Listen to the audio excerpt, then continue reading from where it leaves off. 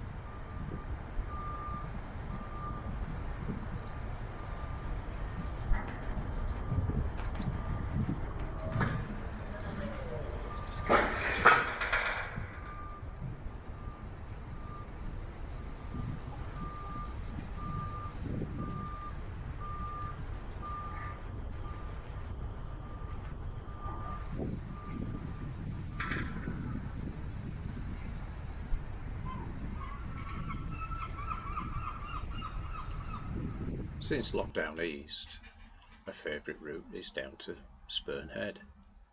It's about 20 nautical miles. We like to go with a receding tide, so the tide takes us down and we can just chug along at a sedately 8 to 9 knots. Takes about 2.5 hours. And then we return on the next flood tide, doing exactly the same.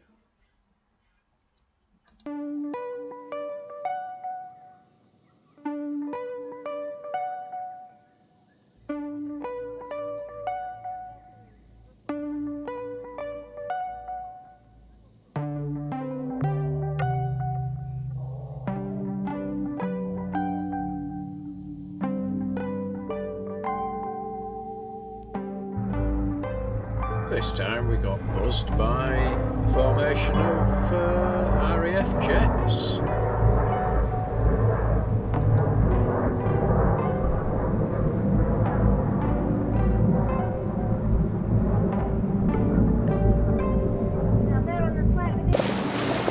Boat doing 10 knots off our port bow coming towards us, giving him a bit of distance.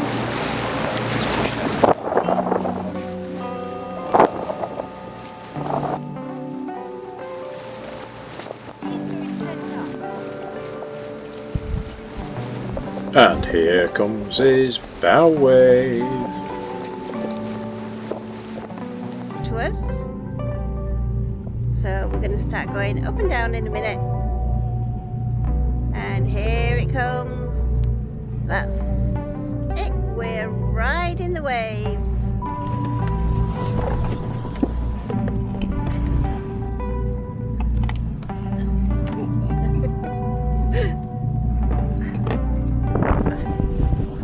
Oh, there it goes off into the distance.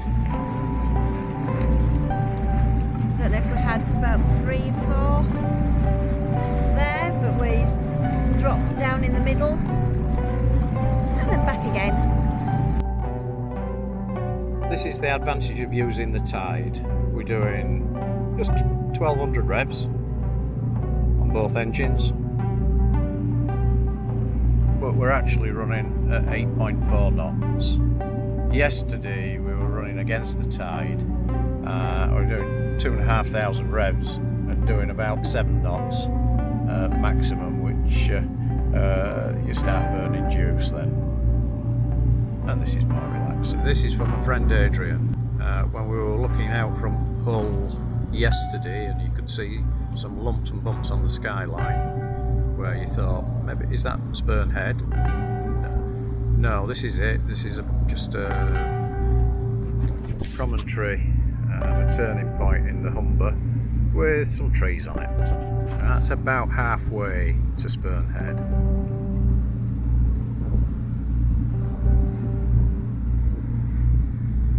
And over in the distance there, on that opposite bank, the tower there is Grimsby. That's the Grimsby, I think it's a old water tower that's just at the entrance to the Grimsby harbours.